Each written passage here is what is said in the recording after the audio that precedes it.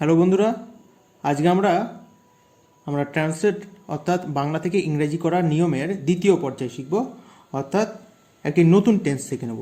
আগে আমরা শিখেছিলাম প্রেজেন্ট ইনডিফিনিট টেন্স, ছক করেছিলাম first person, second person, third person দিয়ে। আজকে করব প্রেজেন্ট কন্টিনিউয়াস টেন্স, অর্থাৎ বর্তমান ঘটমান কাল।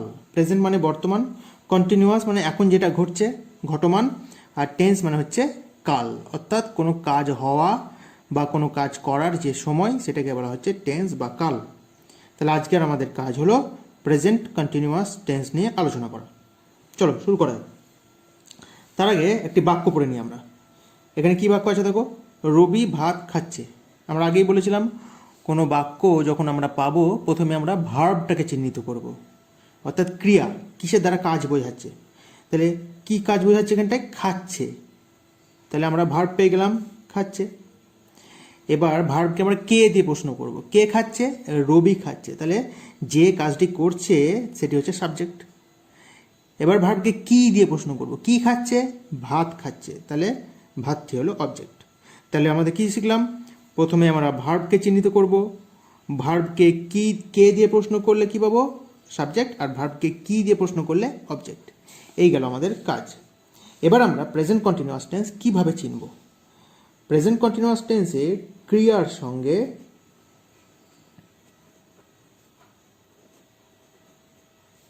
চলিত ভাষায় কি যুক্ত থাকে? ছি, ছো, ছে। সাধু ভাষায় কি যুক্ত থাকে? সাধু ভাষায় যুক্ত থাকে ইতেছি। ছি থেকে ইতেছি, ছো থেকে ইতেছো, আর ছে থেকে ইতেছে। এই হচ্ছে আমাদের প্রথম কাজ, চিহ্নিত করা যে ক্রিয়ার সঙ্গে কি যুক্ত আছে। যেমন ধরো এখানে কি পেয়েছিলাম? খাচ্ছে। কি যুক্ত আছে? ছে। তার মানে সাধু ভাষায় করলে কি হবে? খাইতেছে। খাচ্ছে থেকে হবে সাধু ভাষায় খাইতেছে। ইতেছে, দেখো কি যুক্ত আছে? ইতেছে। আরেকটা করি, আমরা ফুটবল খেলছি। প্রথমে দেখব কি ক্রিয়া কোনটা। ক্রিয়া কোনটা? খেলছি। কি যুক্ত আছে দেখো শেষে? ছি। খেলছি, এটাকে সাধু ভাষায় করলে কি হবে? খেলছি থেকে খেলিতেছি, ইতেছি, খেলিতেছি। কে খেলছে? আমরা, সাবজেক্ট। কি খেলছি? Football, object. তাহলে প্রথমে ভার্ব খুঁজবো, তারপরে সাবজেক্ট খুঁজবো, তারপরে অবজেক্ট খুঁজবো। এই গেল বাংলায় নিয়ম। এবার আমরা এটাকে ইংরেজিতে করব কিভাবে।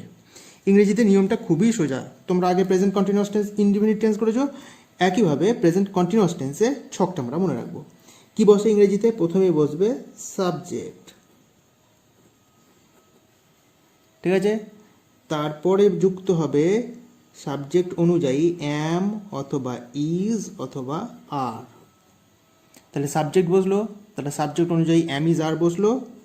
তারপরে ভার্বের সঙ্গে কি যুক্ত হয়ে যাবে? আইএনজি যুক্ত হয়ে যাবে। ভার্বের সঙ্গে সব জায়গায় কিন্তু আইএনজি যুক্ত হয় না, কন্টিনিউয়াস টেন্সেই আইএনজি যুক্ত হয়। তাহলে সাবজেক্ট বসলো, অ্যাম ইজ আর বসলো, তারপরে ভার্বের সঙ্গে আইএনজি যুক্ত হয়ে গেল। ভার্বের পরে বসবে অবজেক্ট, এবং শেষে rest of the sentence. Rest মানে কি? বাকি অংশটি, অর্থাৎ শব্দের বা বাক্যের যে বাকি অংশ সেটি শেষে বসে যাবে, রেস্ট অফ দ্য সেন্টেন্স। তাহলে আরেকবার জেনে নিই ছকটা। প্রথমে সাবজেক্ট বসবে, তারপরে সাবজেক্ট অনুযায়ী অ্যাম, ইজ, আর। হেল্পিং ভার্ব বসবে, তারপরে ভার্বের সঙ্গে যুক্ত হয়ে যাবে আইএনজি, তারপরে অবজেক্ট বসবে, এবং শেষে বাক্যের বাকি অংশটা বসবে, যাকে বলা হয় রেস্ট অফ দ্য সেন্টেন্স। আমরা এই নিয়ম অনুযায়ী প্রথমে এই বাক্যটিকে ইংরেজিতে করব। রবি ভাত খাচ্ছে, ঠিক আছে? প্রথমে আমরা দেখব সাবজেক্ট কি পেয়েছিলাম। সাবজেক্ট পেয়েছিলাম রবি। তাহলে সাবজেক্ট বসে গেল প্রথমে রবি।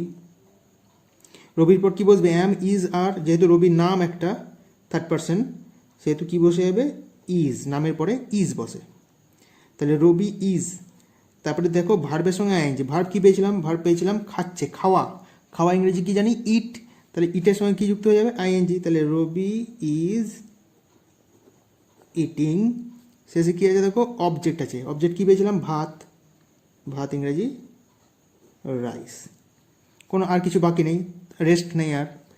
তাহলে প্রথমে রবি পেলাম সাবজেক্ট, তারপরে হেল্পিং ভার্ব পেলাম ইজ, মূল ভার্ব পেলাম ইটিং, শেষে বসছে অবজেক্ট। তাহলে দেখো ছকের সঙ্গে মিলছে কিনা?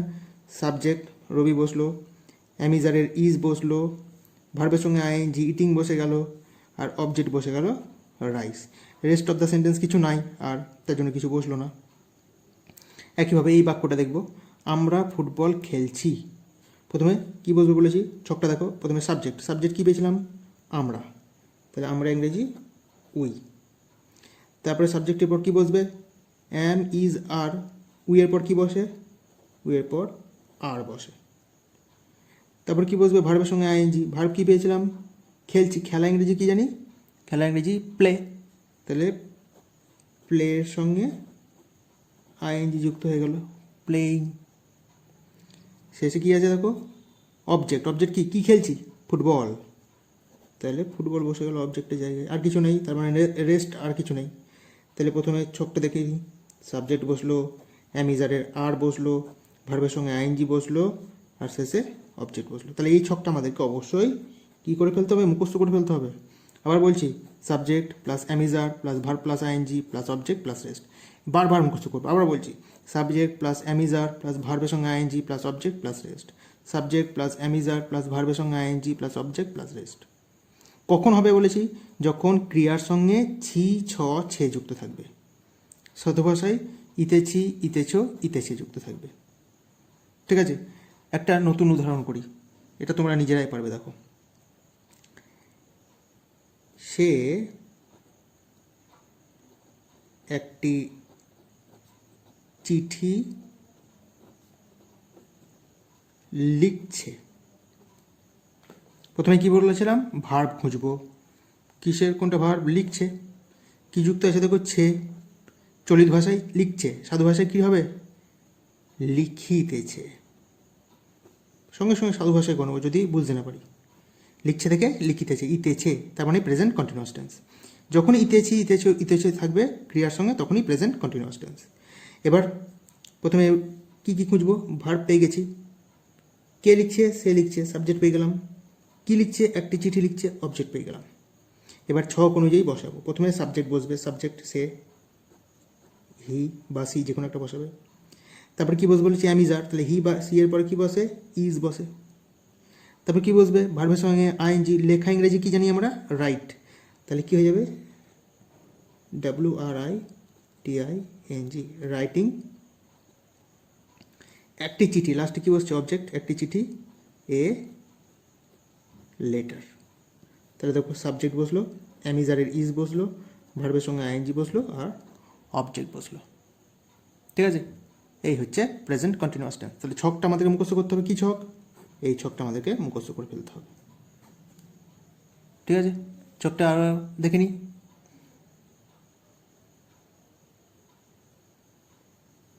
সাবজেক্ট, অ্যামিজার, ভার্বের সঙ্গে ING, object, rest. Subject, am is are, ভার্বের সঙ্গে আইএনজি, অবজেক্ট, রেস্ট। কখন বসছে? যখন ক্রিয়ার সঙ্গে তেছি, তেছো, ইতেছি, ইতেছো, ইতেছে যুক্ত থাকবে। এই হলো প্রেজেন্ট কন্টিনিউয়াস টেন্স। ঠিক আছে, তোমরা তাহলে সেই ছকটি করব আমরা। এবার কনজুগেশন চার্ট করব। কেমন কনজুগেশন চার্ট করেছিলাম বলো তো? উপরে কি লিখেছিলাম? প্রথমে আমরা লিখেছিলাম এদিকে সিঙ্গুলার নাম্বার, এক বচন, এদিকে প্লুরাল নাম্বার, বহু বচন। এদিকে ফার্স্ট পারসন মানে উত্তম পুরুষ, সেকেন্ড পারসন মানে মধ্যম পুরুষ, থার্ড পারসন মানে প্রথম। তাহলে ফার্স্ট পারসন উত্তম পুরুষ,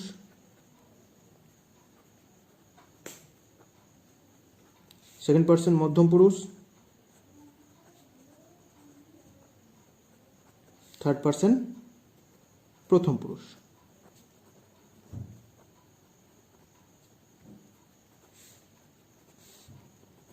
ফার্স্ট পার্সন সিঙ্গুলার নাম্বার আমি, ইংরেজিতে আই।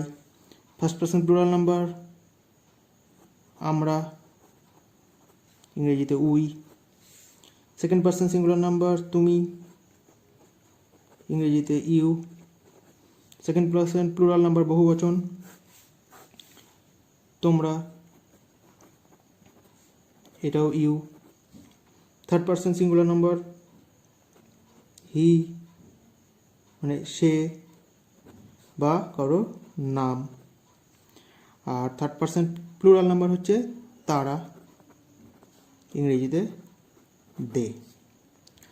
এবার ছক অনুযায়ী বসাবো কি, ধরো একটা সেন্টেন্স করি, আমি টিভি দেখছি, মানে এখন দেখছি। কি যুক্ত আছে, ছি ছ ছে বলেছিলাম, তার মানে present continuous tense.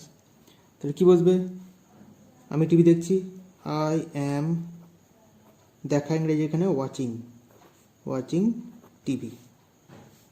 We are watching TV. You are watching TV. তোমরা দেখছো, ইউ আর ওয়াচিং টিভি। সে দেখছে, হি ইজ ওয়াচিং টিভি। বা কোনো নাম যদি হয়, রিমা ইজ ওয়াচিং